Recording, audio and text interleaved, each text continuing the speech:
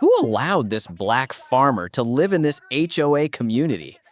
That voice shook me to my core because I was standing there completely alone, and the voice of that HOA Karen echoed throughout the entire neighborhood. It felt like everything around me was moving. Even the pictures hanging on my walls seemed to tremble. Not because of anything else, but because of that one phrase, black farmer. Inside, I was terrified. I feared that this HOA Karen might try to force me out of this place. And then, whatever happened next is right in front of you now, because I'm about to tell you everything. If you want to support me for being a black farmer, then please listen to my story till the end, so I can ease my pain at least a little. Before starting the story, I want to ask you one thing. If something like this has ever happened to you as well, please tell us in the comments. We're waiting to read them. Now, let's move toward the video. The voice had just echoed, sharp and cutting, yet I wasn't ready to respond. My hands were still gripping the sides of the gate, the cool metal grounding me as my mind raced. And then I realized it was my turn to speak. My name is Zaid. Yes, Zaid Parker. I'm the black farmer they whispered about, the one who dared to plant roots in this HOA-controlled neighborhood. I've lived here for a little over 2 years, but it feels like a lifetime already. I wasn't born into this kind of life. My childhood was full of open fields, dusty paths, and nights spent counting stars instead of HOA rules. I grew up on the outskirts of the city, where neighbors knew your name, and fences were suggestions, not weapons. My father, God rest his soul, taught me how to grow things from nothing, how to nurture life even when the world was harsh. When he passed, I promised myself I'd keep that knowledge alive. That promise led me here. 2 years ago, I stumbled upon this neighborhood while driving past on a late summer afternoon. It was quiet, the kind of quiet that makes you wonder if it's real or if it's just a mask. I saw the houses, the well-trimmed lawns, the freshly painted mailboxes, and then I saw the for sale sign. Something in me told me this was a place I could finally build something.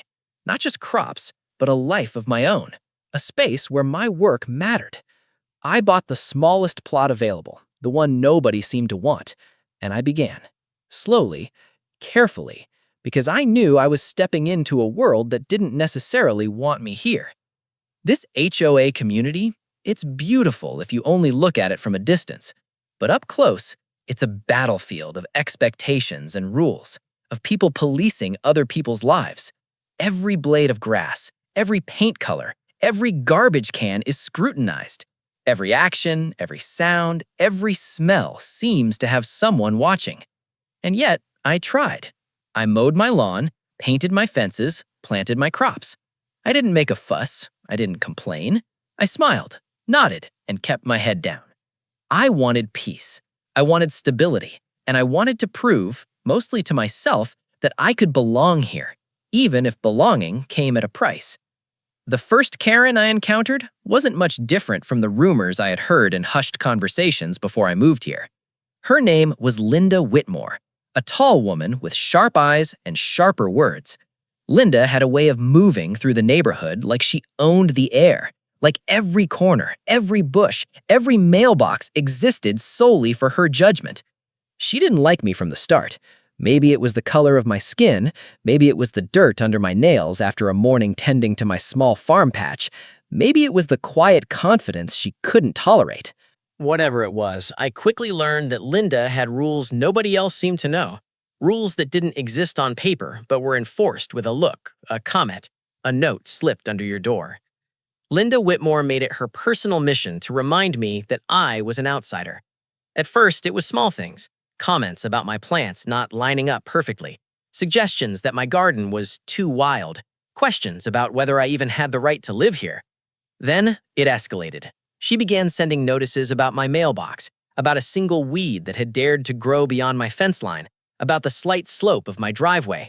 Every interaction carried the weight of 1,000 judgments, and I learned quickly, in this HOA, one misstep, even a tiny one, could give someone like Linda the reason she needed to make your life difficult. But I never let her see the full extent of what I was capable of.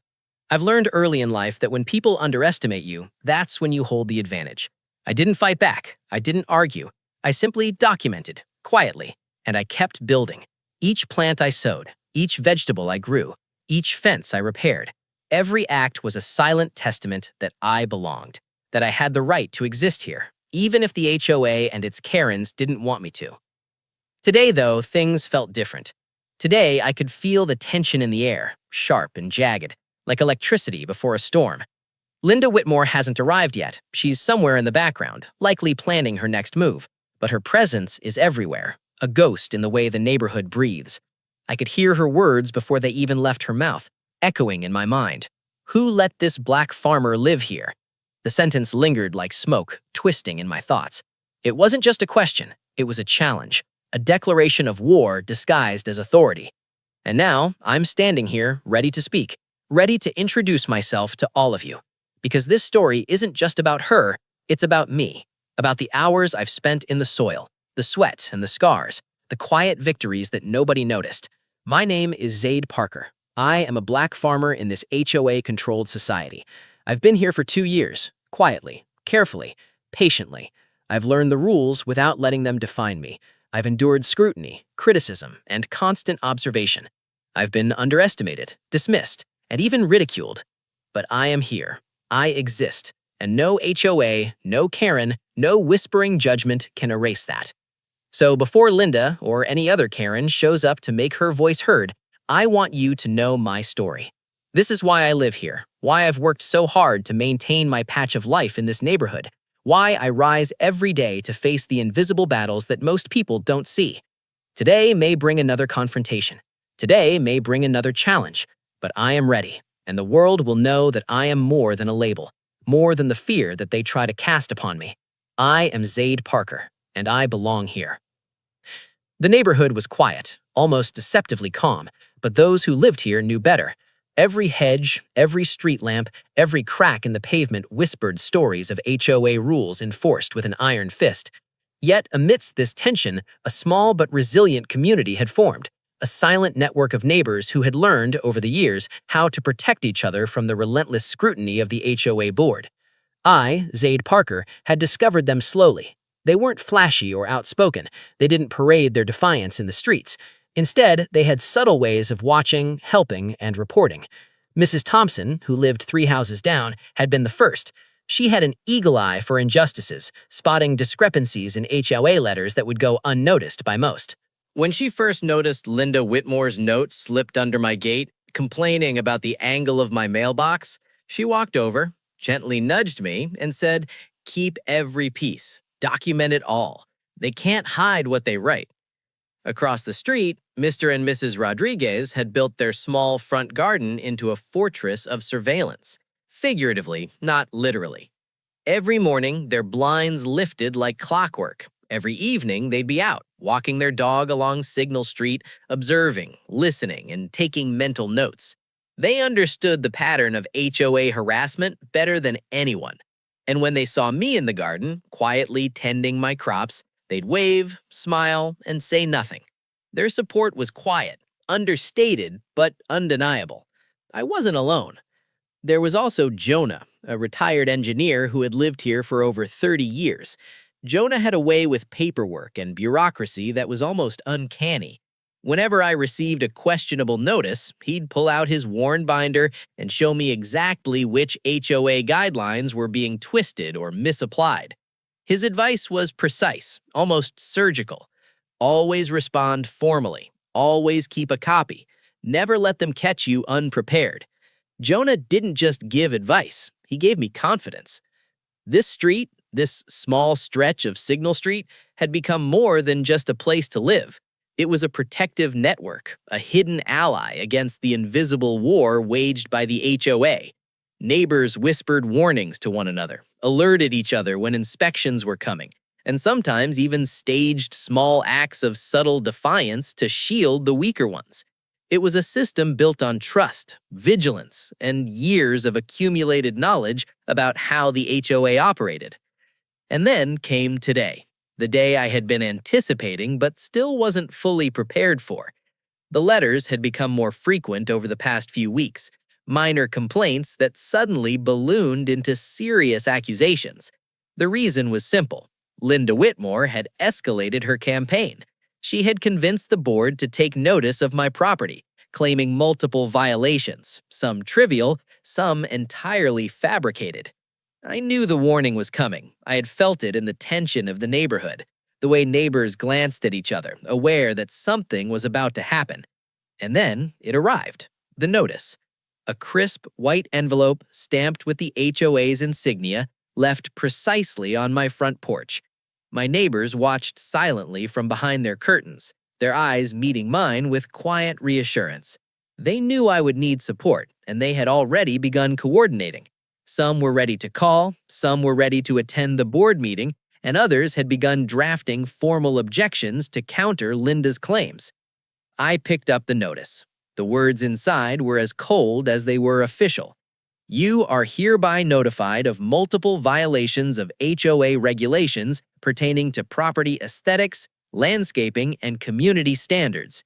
Immediate corrective action is required, or penalties will be enforced. I felt the familiar knot of anxiety tighten in my chest, but this time it was tempered by the invisible shield of my neighbor's support. I knew I wasn't facing this alone. Mrs. Thompson had already taken photos of my garden and fence angles. Jonah had prepared citations and counter reports. The Rodriguez family had noted the exact times of Linda's inspections, ensuring there would be evidence if she attempted to fabricate claims.